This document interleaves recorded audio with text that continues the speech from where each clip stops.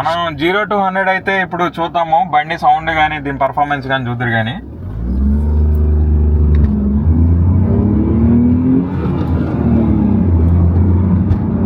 బండిలో 4 ఉన్నాము. Second gear లోనే 80 ఎత్తింది, 85 90 దాకా కూడా పోతుంది. థర్డ్ గేర్ లో 100 ఎత్తేసింది. బండి పర్ఫార్మెన్స్ కూడా చూడండి, ఈ రోజు కూడా ఎక్సలెంట్ అంటే ఎక్సలెంట్ ఉంది, ఇంజిన్ కానీ పర్ఫార్మెన్స్ కానీ. ఫోర్త్ గేర్ లో 120 ఈజీ టచ్ అయింది. స్లో చేసేద్దాం. బండి ఎక్సలెంట్ ఉంది. మీరు సౌండ్ కూడా వింటున్నారు కదా, ఎంత బాగుందంటే అంత పర్ఫార్మెన్స్ కూడా చాలా బాగుంది. నేను మీ అందరికీ తెలుసండి, బిగ్ బాయ్ కార్ ఛానల్లో ఇన్స్టాగ్రామ్లో ఎప్పుడు మీకు కనిపిస్తూ ఉంటాను. మన కార్ సెల్లింగ్ అండ్ బయింగ్ ఉంది. అయితే కార్ ముచ్చట అని చెప్పి యూట్యూబ్లో ఒక కొత్త ఛానల్ అయితే క్రియేట్ చేశాను. దీనికి మీ సపోర్ట్ అయితే ఖచ్చితంగా కావాలి. దీంట్లో ప్రతి కార్ రివ్యూ అయితే అందిస్తాను. కొత్త కార్ గురించి లేదా పాత కార్ అయితే లాంగ్ టర్మ్ రివ్యూస్, దాని డ్రైవింగ్ ఎక్స్పీరియన్స్ ఎలా ఉంది, ఎప్పుడు ఆఫర్లు ఏ మంత్లో బాగా వస్తున్నాయి, ఒక కార్ని ఎప్పుడు కొనాలి, దాన్ని ఎలా మెయింటైన్ చేసుకోవాలి, ఈ టిప్స్ అన్నీ మీకు ఈ కార్ ముచ్చట ఛానల్ అయితే మీకు అందించడం కోసం ముందుకు వచ్చాను. మీ దగ్గర ఏమన్నా స్పెషల్ కలెక్షన్ ఉన్నా, బైక్స్ అయినా పర్లేదు, కార్స్ అయినా పర్లేదు, లేదా లగ్జరీ కార్స్ ఉన్నా పర్లేదు, మన నెంబర్కి అయితే ఒక్కసారి కాంటాక్ట్ అవ్వండి. మనం కలిసి రివ్యూస్ అయితే చేద్దాం. మీరు ఎక్కడ ఉంటే అక్కడికి వచ్చి నేను రివ్యూస్ అయితే తీసుకుంటాను. ఈ రివ్యూస్ అనేది మన కార్ ముచ్చట ఛానల్లో వస్తుంది. ఖచ్చితంగా మీరు ఫాలో చేసి సబ్స్క్రైబ్ చేసి. జయభద్రంబలి, మనం ఫస్ట్ టైం మన ఛానల్లో అయితే కార్ రివ్యూ అయితే తీసుకొచ్చాం. లాంగ్ టర్మ్ రివ్యూ అనమాట. ఇది అసలు ఏం కారు, ఎవరు కస్టమర్, ఎవరు, ఇవన్నీ మనం కస్టమర్ మాటలోనే స్టార్టింగ్ నుంచి ఉన్నాము. Hi sir. హాయ్ అండి, నైస్ టు మీట్ యూ. మీ పేరండి? నా పేరు వంశీరెడ్డి అండి. ఓకే, మీరు ఇది ఏ కారు కొన్నారు, ఎప్పుడు కొన్నారు, ఎంత కొన్నారు? ఇది టాటా టియాగో అండి. Tata Tiago XT variant. నేను 2020లో పర్చేస్ చేశాను. నేను ఈ కారు 6,40,000 కొన్నాను. ఇది 6,90,000 ఉంది కార్ ప్రైస్ అయితే అప్పట్లో. నేను టాటా ఎంప్లాయీ కాబట్టి నాకు ఒక 50,000 రూపాయలు డిస్కౌంట్ వచ్చింది. ఓకే, మీకు అయితే 6,40,000 పడింది. పడింది. అవును. ఏ ఇయర్ లో కొన్నారండి ఇది? 2020 మధ్యలో కొన్నానండి. 2020 మధ్యలో కొన్నారు. XT వేరియంట్ అంటే టాప్ ఎండ్ కి జస్ట్ బిలో వర్షన్. అన్ని ఫీచర్స్ వస్తాయి కానీ ఇట్లాంటి చిన్న చిన్న టచ్ ఒకటి అట్లాంటివి మిస్ అవుతాయి. అవునండి. మిగతా అయితే అన్ని వచ్చేస్తాయి. ఇప్పటిదాకా ఎంత తిరిగారండి ఈ కార్లో? బండి ఇప్పటిదాకా 92,000 తిరిగిందండి. 92,000 పెట్రోల్లో. అది కూడా అంటే ఆయిల్కి ఎంత ఖర్చు పెట్టుంటారో ఒకసారి క్యాలిక్యులేట్ చేయండి. దీని మైలేజ్ ఎంత వస్తుందండి అసలు? ఇది యావరేజ్ 16 ఇస్తుందండి సిటీలో, హైవేలో 20 ఇస్తుంది. 16 నుంచి 20 మధ్యలో అయితే వస్తుంది. 16 నుంచి 20 మధ్యలో వస్తుంది. అయితే టాటా సర్వీస్ సెంటర్ గురించి చాలా ప్రాబ్లమ్స్ అయితే చెప్తుంటారు టాటా ఓనర్స్. ఇలాంటి సర్వీస్ సెంటర్లో కానీ లేకపోతే మీ కార్ గురించి కానీ ఏమైనా ప్రాబ్లమ్స్ మీరు ఫేస్ చేశారా వాళ్ళ సైడ్ నుండి? నేనైతే పెద్దగా ప్రాబ్లం ఏం ఫేస్ చేయలేదండి. బండి నేను పొద్దున 9-10 ఆ టైంకి ఇచ్చానంటే సాయంత్రానికి డెలివరీ ఇచ్చేస్తున్నారు. కాకపోతే ఎప్పుడన్నా మన హడావుడి పెట్టి మధ్యాహ్నంలోపు కావాలంటే మాత్రం ఇబ్బంది, కానీ సాయంత్రం లోపు ఇచ్చేస్తారు బండి, ఇబ్బంది లేదు. ఇది మొత్తం సర్వీస్ సెంటర్ లోనే చేయించారా, బయట ఎక్కడైనా సర్వీస్? బయట ఏం చేయించలేదండి, మొత్తం అంతా షోరూమ్ ట్రాక్. మొత్తం షోరూమ్ ట్రాక్ ఇప్పుడు దాకా? అవునండి. ఎప్పుడైనా కానీ మీరు చెప్పిన చిన్న చిన్న లోపాలు చేయడం కానీ, వాళ్ళు మర్చిపోవడం కానీ, ఏమైనా కంప్లైంట్ చెప్తే అది మళ్ళీ రిపీట్ అవడం కానీ ఎప్పుడైనా జరిగినాయా సర్వీస్ సెంటర్లో? ఇప్పటిదాకా అయితే నేను ఫేస్ చేయలేదండి. ఒకే ఒకసారి మాత్రం సర్వీస్ కొంచెం డిలే అయింది. ఇది బండి అలైన్మెంట్ చేయమని షోరూంలో ఇచ్చాను. వాళ్ళు అలైన్మెంట్ చేశానన్నారు. అట్లా 1-2 సార్లు ఇచ్చినా కానీ నాకు సాటిస్ఫాక్షన్ అయితే రాలేదు. బయట చేయించుకుంటే మంచిగా అలైన్ అయింది, షోరూంలో మాత్రం అలైన్మెంట్ ప్రాపర్గా చేయలేదు. ఆ ఒక్కటి మాత్రం నేను కొంచెం ఇబ్బంది పడ్డాను. అది తప్ప మిగిలిన అంతా చాలా బాగా చేశారు ఇప్పటిదాకా. మెయిన్ ఏంటంటే యాక్చువల్గా ఇది పెట్రోల్ బళ్ళకి ఎక్కువ సర్వీస్ కూడా పెద్ద అవసరం లేదు. అదే డీజిల్ బళ్ళు అయితే నాకు తెలిసి ఎక్కువ ఫేస్ చేస్తూ ఉంటారు ప్రాబ్లమ్స్ అయితే. పెట్రోల్ కాబట్టి చల్తాహే, ఏమంటారు? అంతేనండి, పెట్రోల్ బండికి అసలు ఆల్మోస్ట్ 0 మెయింటెనెన్స్ కింద చెప్పుకోవచ్చు. ఇదేంటంటే ఫ్యామిలీకి బాగుంటుందండి. ఎవరైతే 5.5, 5.6, 5.7 దాకా ఉంటారో వాళ్ళకైతే పర్ఫెక్ట్గా ఉంటుంది. ఎవరైతే 6 అబవ్ ఉంటారో వాళ్ళకైతే కంజెస్టెడ్గా అనిపిస్తుంది.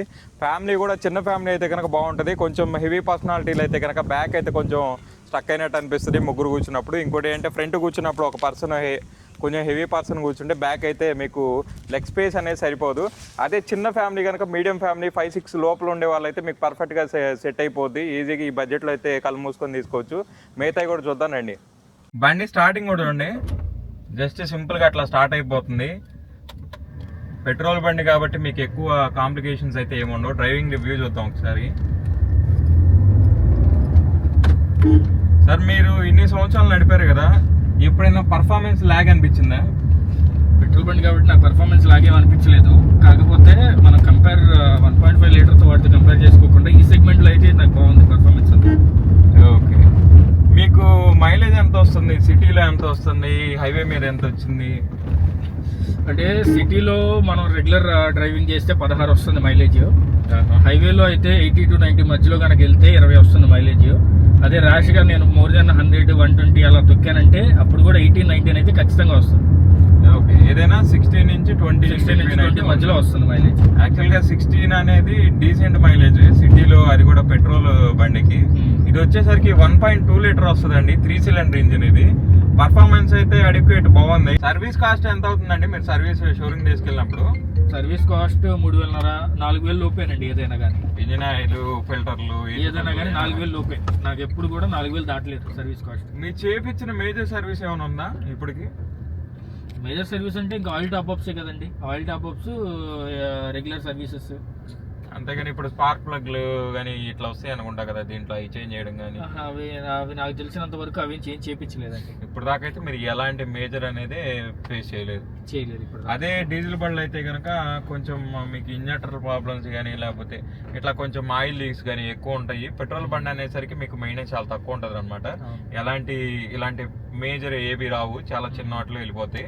ఏదైనా చిన్న ఫ్యామిలీ లేకపోతే టౌన్లో తిరుగుతాము, పెద్ద అవసరం లేదు, కార్ ఎప్పుడైనా ఒకసారి తీసుకుంటాం అనే వాళ్ళకి ఇలా పెట్రోల్ ప్రిఫర్ చేసుకోవడమే బెస్ట్ అని చెప్తాను, నా సజెషన్ అయితే. మనం స్పీడ్ బ్రేకర్ ఎక్కుతున్నాం, ముందు ఈ సస్పెన్షన్ కూడా చూద్దాం. బండిలో వచ్చేసరికి 4 ఉన్నాం అనమాట. 90,000 తిరిగినా కూడా సస్పెన్షన్ అనేది వీక్ అవ్వలేదు, బాగుంది. ఇప్పుడు కూడా సస్పెన్షన్ చాలా నీట్గా అనిపిస్తుంది. హై స్పీడ్ స్టెబిలిటీ కూడా ఉంటుంది. ఇలా కొంచెం హార్డ్ సస్పెన్షన్ ఉంటే, ఎప్పుడైనా కానీ లూజ్గా ఉంటే సస్పెన్షన్, మరీ సాఫ్ట్ ఉంటే హై స్పీడ్ స్టెబిలిటీ అనేది ఉండదండి. కొంచెం హార్డ్నెస్ అనేది అయితే ఉండాలి. మీకు ఎప్పుడైనా సస్పెన్షన్లో కానీ, లేకపోతే బండి పర్ఫార్మెన్స్ కానీ, వీటిలో కానీ, లేకపోతే ఇంజన్ పరంగా కానీ, లేదా ఎక్కడైనా బ్రేక్ డౌన్ అవ్వడం కానీ, ఇలాంటి ఛాలెంజెస్ ఎప్పుడైనా మీరు ఎదుర్కొన్నారా? లేదు, బండి కొని 5.5 years అయింది. ఇప్పటిదాకా అసలు బండి ఎక్కడ బ్రేక్ డౌన్ కూడా కాలేదు. పర్ఫార్మెన్స్ అంతా బాగుంది. దీని సస్పెన్షన్ అయితే చాలా బాగుంటుంది మీరు చెప్పినట్లు. ఏదన్నా ఒకటి చిన్న డిస్కంఫర్ట్ ఏంటి అంటే 3 సిలిండర్ ఇంజన్ కాబట్టి లైట్ గా వాబ్లింగ్ వస్తుంది బండి, ఏది ఇంజన్ స్టార్ట్ అప్పుడు. ఆ వాబ్లింగ్ సౌండ్ తప్ప ఇంకా డిస్కంఫర్ట్ ఏం లేదు. అది ప్రతి 3 సిలిండర్ లో ఉండేదే. అంతకుమించి మిగిలిందంతా నాకు బాగా నచ్చింది బండి ఇప్పటిదాకా. ఇదే బండి యాక్చువల్ గా మేము మొత్తం 4 స్టేట్లు అయితే తిరిగి వచ్చాము. ఇతను వచ్చేసరికి నా ఫ్రెండే.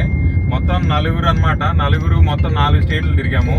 వారం రోజులు కంటిన్యూస్ గా ఇదే కార్లో మొత్తం తమిళనాడు, కేరళ, ఇంకా మొత్తం కర్ణాటక ఇవన్నీ తిరిగి వచ్చాం అనమాట. దాదాపు ట్రిప్ మొత్తం 2,000 కిలోమీటర్లు అయితే వచ్చింది. ఇదే కార్లో మొత్తం తిరిగి వచ్చాం. ఎక్కడ అనేది మాకు ఎలాంటి డిస్కంఫర్ట్ అనేది అనిపించలేదు. ఊటీ కొండలు ఎక్కాము, పెద్ద పెద్దవి కేరళలో కానీ, లేకపోతే ఎక్కడైనా కానీ కొండలు కానీ ప్రతి ఒక్కటి ఎక్కామన్నమాట. ఘాట్ రోడ్లు వెళ్ళాము. చాలా సింపుల్ గా సరదాగా వెళ్ళిపోయాము. ఎలాంటి స్ట్రెయిన్ అనేది అనిపించలేదు మాకు. కాకపోతే ఏమైందంటే కొంచెం స్పేస్ ఉంటే బాగుండు అనిపించింది. ఎందుకంటే మేము వచ్చేసరికి ఒక్కొక్కరు 6 feet ఉంటాం అనమాట. కొంచెం కాళ్ళ దగ్గర కొద్దిగా ఇబ్బంది అనిపించింది. బట్ 4 కాబట్టి ఓకే, ఎందుకంటే వెడల్పుగా చాపుకొని కూర్చుంటే ప్రశాంతంగా వెళ్ళిపోయాము. బండి పర్ఫార్మెన్స్ మ్యాటర్లో అయితే మీరు అసలు ఎలాంటి ఇబ్బంది పెట్టుకునే పని లేదు. చిన్న ఫ్యామిలీకి చాలా బాగా అయితే సరిపోద్ది. మైలేజ్ కూడా 2,000 kilometers మొత్తం అంతా ట్రిప్ చేసుకుని వచ్చి కూడా మాకు 16 వచ్చింది మైలేజ్ యావరేజ్ చూసుకుంటే కనుక. ఏమంటారు? ఘాట్ రోడ్ యావరేజ్ మొత్తం కలిపి 16 వచ్చింది. మన హైవేలో చెక్ చేస్తే మనకి 22 కూడా టచ్ అయింది. ఎందుకంటే అంత లాంగ్ స్ట్రెచ్ లో మనం మంచిగా పట్టుకుని వెళ్తే 22 కూడా టచ్ అయింది. ఓవరాల్ యావరేజ్ మనకి 16.5 వచ్చింది. అప్పుడు స్పీడ్ కూడా ఎట్లా అంటే నార్మల్ రోడ్స్ లో కనుక 80 అట్లా పట్టుకున్నాము. ఎప్పుడైనా హైవే స్ట్రెచ్ దొరికినప్పుడు 120, 130 దాకా కూడా మేము స్ట్రెచ్ అనేది ఎక్స్టెండ్ చేసాము. అలా చేసినా కూడా చాలా మంచి మైలేజ్ అయితే పర్ఫార్మెన్స్ అయితే వచ్చింది. ఇంకోటి ఏంటంటే టాటా బండిలో ఉన్న కాన్ఫిడెన్స్ అనేది నాకు అప్పుడు కొంచెం బాగా అనిపించింది. ఎందుకంటే లాంగ్ ట్రిప్ వెళ్తున్నాం కదా, ఏమన్నా బండి తీసుకెళ్దాం అనుకున్నప్పుడు మా వాడి బండి అయితే తీసుకెళ్ళాం. ఇది ఏంటంటే ఎక్కడైనా తగిలినా లేకపోతే ఏమైనా ఉన్నా కానీ బిల్డ్ క్వాలిటీ అనేది అందరూ వింటూ ఉంటుంటారు కదా టాటా బండి అని. మేము కూడా అదే కాన్ఫిడెన్స్ అయితే బండి తీసుకెళ్ళాం. బిల్డ్ క్వాలిటీకి అయితే మీరు ఖచ్చితంగా ఒక రోల్ అయితే ఇవ్వాలి. ఎందుకంటే ఎంత సంపాదించినా కూడా మనం రోడ్డు మీద తిరిగేటప్పుడు ఏమైనా జరిగితే కనుక ఆ డబ్బులు ఎక్కడికి పోతాయి, వేస్టే కదా. కాబట్టి ఇది మాత్రం ఖచ్చితంగా మీరు గుర్తుపెట్టుకోండి. బండి తీసుకునేటప్పుడు పర్ఫార్మెన్స్, ప్రైస్తో పాటు బిల్డ్ క్వాలిటీ కూడా చూసుకోండి. మీరు ఆ బడ్జెట్ కనుక పెట్టలేకపోతే ₹1 తక్కువైనా పర్లేదు, సెకండ్ హ్యాండ్లో అయినా తీసుకోండి. అంతేగాని క్వాలిటీ మ్యాటర్లో రాజీ పడి ఏ కార్ అంటే ఆ కార్ తీసుకొని తర్వాత మీరు మీ ఫ్యామిలీని అయితే ఇబ్బంది పెట్టద్దు. ఇది నా సజెషన్ పర్సనల్గా. ఏమంటారు మీరు? దాన్ని కంప్లీట్గా అగ్రీ చేస్తాను. నేను ఈ కార్ తీసుకోవడానికి రీజన్ కూడా దీనికి 5 స్టార్ సేఫ్టీ ఉందని. ఎప్పుడైనా కానీ మన ఫస్ట్ ప్రిఫరెన్స్ డ్రైవింగ్ కంఫర్ట్తో పాటు ఫ్యామిలీకి సేఫ్టీ కూడా ఇవ్వాలి. దానికోసమే నేను ఈ కార్ తీసుకున్నాను విత్ ద బడ్జెట్. మళ్ళీ నేను అనుకున్న బడ్జెట్లో దొరికింది. ఇది సస్పెన్షన్ అవన్నీ మాట్లాడుకున్నాం కదా. ఇప్పుడు మీకు మెయిన్ గేర్ బాక్స్ ఒకటి, ఇంకోటి క్లచ్ ఒకటి, రెస్పాన్స్, ఇవి రెండు ఎలా అనిపిస్తున్నాయి మీకు? డెఫినెట్గా దీని గేర్ బాక్స్ మాత్రం చాలా స్మూత్గా ఉంటుంది. అసలు మన గేర్ లేసినట్లు కూడా తెలియదు. నాకు చిన్న క్రాంక్ సౌండ్ కూడా ఎప్పుడు రాలేదు ఈ 5 years లో. క్లచ్ అనేది చాలా స్మూత్గా ఉంటుంది. పెట్రోల్ వాళ్ళకి ఎలాగో స్మూత్గా ఉంటుంది. నాకు ఈ 5 years వాడిన తర్వాత కూడా చిన్న హార్డ్నెస్ కూడా రాలేదు క్లచ్లో. అది విషయంలో మాత్రం నాకు చాలా మంచి పర్ఫార్మెన్స్. డిఫరెన్స్ ఏంటి అంటే ఈ బండి తోలి వేరే బండి ఏమైనా తోలు అంటే కాలు నొప్పి వచ్చేస్తుంది 1-2 రోజులు. అంత స్మూత్ ఉంటుంది ఈ క్లచ్. ఎప్పుడైనా కానీ క్లచ్ మూమెంట్లు లేకపోతే గేర్ బాక్స్ అనేది మారుతి బళ్ళకి చాలా సాఫ్ట్ ఉంటుంది.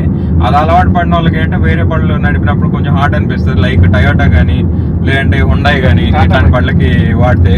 ఇప్పుడు టాటా కూడా పర్లేదు, దానితో పాటు కనుక కొంచెం కంపీట్ చేస్తున్నట్టు అనుకోవచ్చు. దీనికి కూడా నేను నడుపుతున్నాను కదా, ఈ గేర్ బాక్స్ కానీ క్లచ్ కానీ చాలా రెస్పాన్సివ్ ఉంది, చాలా బాగుంది. ఇప్పుడు దాకా మీరు ఏమన్నా క్లచ్ ప్లేట్లు ఇది చేంజ్ చేశారండి?